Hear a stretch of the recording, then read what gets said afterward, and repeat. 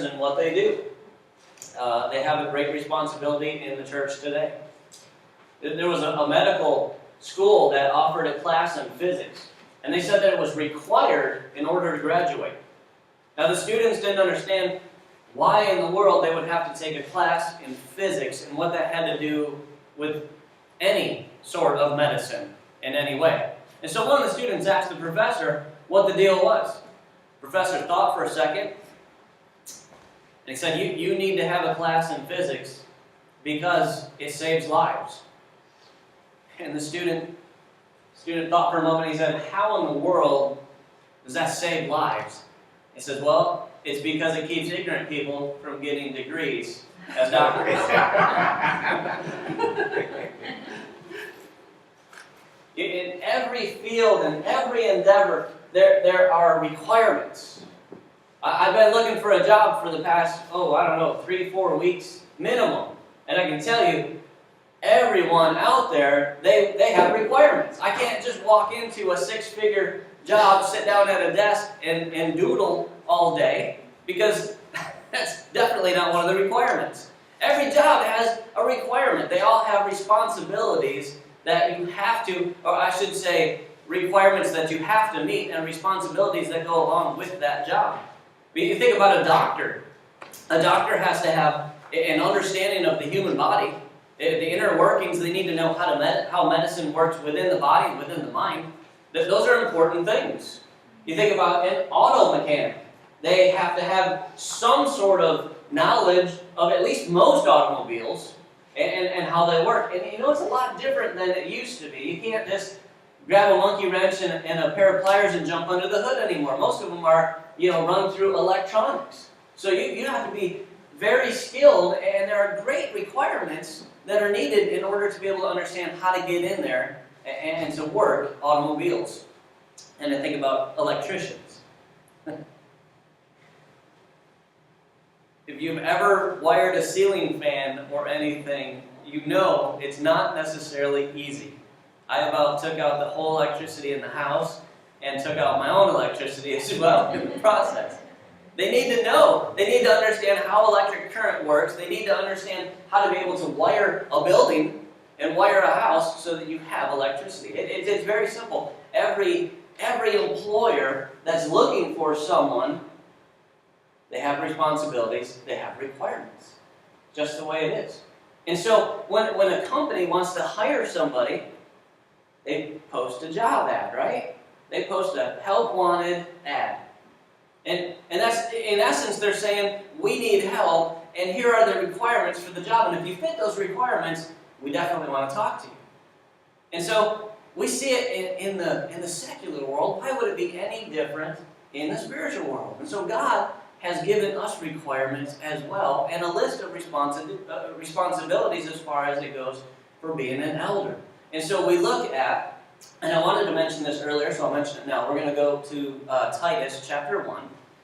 And so we look at the responsibilities that God outlines in Titus, and again in 1 Timothy chapter 3. We're not going there. We're going to Titus 1. But God gives a very specific list of requirements for the men that He would have step up and to be elders in His church today. And so let's take a look at those requirements. It's Titus chapter 1, starting in verse 5. And this is Paul speaking. He says, "This is why I left you in Crete, so that you might put what remained into order, and appoint elders in every town as I directed you. If anyone is above reproach, the husband of one wife, and his children are believers, and not open to the charge of debauchery or insubordination.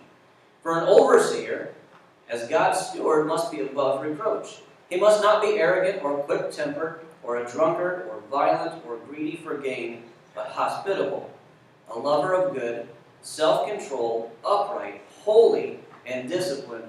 He must hold firm to the trustworthy word as taught, so that he may be able to give instruction in sound doctrine, and also to rebuke those who contradict it." Fortunately, they don't have to be able to read, or I would fail that as well. There's a long list there. There are some requirements that are very specific God is saying, look, they need to be the husband of one wife. All right? They need to be good husbands, good fathers.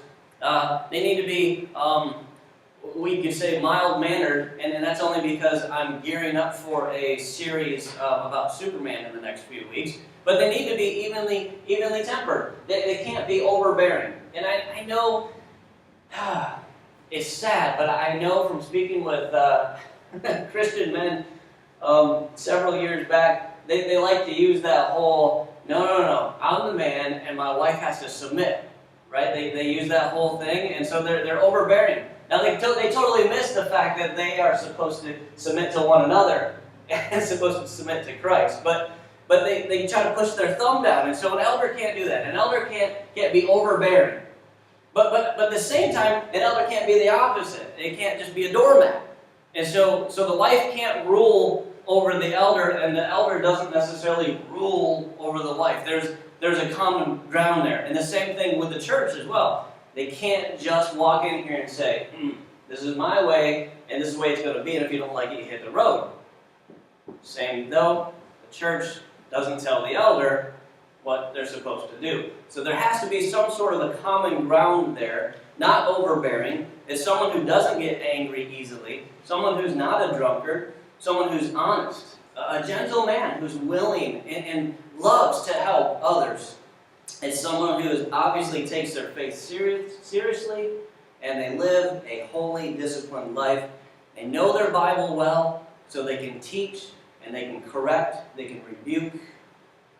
And you know what? These are not optional. They're non-negotiable. Paul says an elder must be these things. And so, of course, we have to ask the question, why do they have to be those specific things? Well, it's because an elder's job is very unique. See, an elder's job is much different than the preacher or the deacons or Sunday school teachers. They have a much greater responsibility. See, an elder is supposed to be a model of what every man in the church is supposed to look like. They're the measuring stick. But that's not all. Elders are to be pastors, to be shepherds of God's flock. Now, I know it's natural for the society that we live in, our culture, to call me the pastor. The guy who does the preaching, we call that guy the pastor. And it's not technically, biblically correct. Now, I'm okay if you call me Pastor Ray. I'm not going to get all bent out of shape because I do pastor. I do some of the shepherding here. Our duties overlap as far as elders and preachers go. But I would just rather have you call me Ray. Because the title pastor is specifically given to the elder in the Bible. It's a pastor, a shepherd, an overseer, a bishop. It all means the same thing. It's the elder. And so I'm fine, again, like I said, but to be biblical, let's keep it as the elders are the pastors and shepherd, because it's a job description of what they do. In 1 Peter 5, Peter makes it very clear as he speaks to the elders. He says, be shepherds, that is, be pastors of God's flock that is under your care. Now notice that the flock is under their care. But the flock belongs to God. That's you guys and me. I'm part of this as well. We all belong to God. And so they have a responsibility because they are to minister to us. They are to shepherd to us. They are held accountable for how they lead us and how they protect us. One of my professors, George Fall, actually the president of Summit Theological Seminary, so we're going back about 10 years now or so. George, great man. I know him quite well. Wonderful guy, amazing teacher, wonderfully grounded in the scriptures. He could teach you so much just from a 5-second conversation. It's amazing. Just his character is out of this world. And he was called to a specific church. There was a young preacher there, and they just had new elders appointed. Now they had some old and some new, obviously. I think they had 35. So you're talking about a large congregation. I can't imagine 35 elders. Great day. But they had thousands of members. And so they needed the extra people. And so the preacher knew that one particular man who was chosen wasn't in it for the right reasons. He could tell he was there for the honor, for the prestige. And I can see you guys looking at me already like, oh yeah. But yeah, I'm like, but in a large church like that, it's very possible. Now, I believe whether we have 10 or we have 10,000, we are to honor our elders regardless because of the responsibility that they have. So George Fall came in and he talked to this entire group of elders. And he was very, very clear as he spoke. He said this specifically. He said, you guys, all of you men, you need to realize how seriously God takes your role as an elder in this church. On Judgment Day, you will have to give an accounting.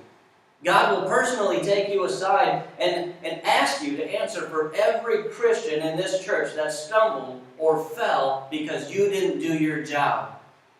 And that man stood up and he said, I didn't know that was part of my responsibility. I don't want this. And he walked out and he resigned. Now that's just the cold hard facts. That is the responsibility that an elder has. It's a big deal. This isn't something that these men take lightly. Are you starting to just gain a little bit of the sense of the responsibility that these men have? They're to shepherd the flock. And they do so for one reason. They love Jesus. They love his sheep. You think about, we all know Peter denied Christ 3 times. But we also know that after Christ came back and resurrected from the dead, he sat down on the beach and he was eating some fish and he sat there with Peter and he asked Peter 3 times, do you love me? And 3 times Peter said, yes, Lord, you know that I love you. I love that because I really believe that those 3 affirmations wipe out those 3 denials. I love that. I love how God works. And so 3 times Peter responded, you know I love you, Lord. And 3 times Jesus responded, feed my lambs, take care of my sheep, and feed my sheep. And I can tell you that a church can only be as strong and as loving as the elders. And what have I said? At least 100 times, no exaggeration. This is the most loving congregation I've ever had the joy of being part of. You guys need to know that's a big part of that is your elders, because they love you, they care for you, they're doing what they're supposed to do. They're pastors, they're shepherds of the entire flock. That includes me. They're yours. They're mine. So now you know what they do. What are we supposed to do? What's our role? Well, I think it's very clear. Hebrews 13, verse 17 makes it clear to us what we need to do. It says, obey your leaders and submit to their authority. They keep watch over you as men who must give an account. Obey them so that their work will be a joy, not a burden, for that would be of no advantage to you. So that's pretty clear. That's not too difficult there. There's some words in there that we probably don't like to hear, though. I know change is a huge word we don't want to hear in the church. But I've always said it before. If we don't repent, we're not changing. And change and repentance go hand in hand. So if we really hate that word, then we really don't want to repent. So that's not good. And so likewise with these, we've got obey. We've got submit. Boy, those are tough to hear. What if we don't like what they say? What if we don't like a decision they come up with? What if they have an idea and it makes no sense to us whatsoever? What are we supposed to do? Well, what does the text say? Does it say obey? Yep. Does it say submit? Sure does. Does that mean I have to agree with them? No. Does it mean you have to agree with them? No. But that means that we submit to their authority. We obey, because that's what we're supposed to do. Let's be honest. Unless these guys come up with some really radical, unbiblical, or horribly immoral idea, I'm on board 100% with whatever they've got. Because I trust them. I know that they pray constantly over their position and what they do. They certainly don't take their position lightly. So if they've spent time in prayer and they feel God is leading them in a certain direction, I'm on board 100% with those guys. Even if I think it may not work, I can voice my input. But our job isn't to go and to beat up the elders. We're not supposed to go and fuss and whine and complain and cry and carry on until we just break them down and they give in. That's horrible. Shame on you if any of you have ever done that. That's terrible. That's not how we're supposed to treat our elders. We're supposed to be praying for these men and lifting them up. They have a very difficult task, a very wonderful task, but difficult as well. And if we fuss, that could easily be seen as rebelliousness. It could be seen as a lack of faith in God. Those are not good things, obviously. I don't need to tell you that. There was a young boy who was tending his sheep. And he's out in this pasture area, and out from the woods come a hunter. And the hunter came walking out and he said, "Man, I've been walking around for hours. I'm lost. I don't know how to get back to town. Can you tell me?" And the young boy said, "Yeah, yes and no. I mean, you have to take the sheep trail, and it'll take you all the way into town, but it's not marked, so you're probably going to get lost." And the hunter said, well, how about you just lead me? If you guide me there, I'll gladly pay you. I'll pay you very handsomely for your time. And the young boy said, "Well, I can't leave my sheep. My master expects me to take care of them. And if I leave, one or two or three may even get eaten by wolves. How am I supposed to respond to that?" And the hunter said, I understand, young man, but I will pay you much more than the value of 4 sheep, even, if you lead me. And he said, "I can't do it. My master expects me to take care of my sheep." They said, "All right then, well, how about this? I'll watch your sheep, and you go into town and you get a guide and bring them back to me." And he said, "I can't do that, because they only know my voice. They don't know your voice. They won't obey you. They won't respond to you." And the man said, "All right. Well, I can see I'm going to have to do this on my own. So point me in the right direction and I'll get headed." And so he tells him which direction to go, and he has just a tiny little bit of food, and he gives it to him and says, "You're going to need this because it's a couple hours journey for sure to get there." And as they're standing there discussing that, 4 men come running out of the woods, and they start shouting with joy because they see these two speaking with one another. See, that man, that hunter, he was the king. He was out, and he was hunting, and he got lost. And his aides were looking for him, and they rejoiced when they found him. And that man was so impressed with that young boy that he brought him back to his home. He gave him the best education and provided for him because of the way he cared for his sheep. You see, that's what we're looking for. That's the kind of man God wants, guarding and shepherding and leading his flock. That's the kind of men we need in this church. That's the kind of men we have in this church. Our job is to lift them up, to support them. I can't help but think of the example of Moses. You know, when Joshua is out here with Israel and he's fighting, and they're in battle, they're raging this war, and Moses is on top of this mountain, and he's got his arms lifted. And as long as his arms were lifted, they were victorious in battle. But the battle kept going, and Moses got tired, and so his arms came down, and he took a breather. And when he did, when his arms came down, the battle turned, and Israel started getting beaten. And so he lifted his arms again, and as he held his arms up, Israel once again was victorious in battle.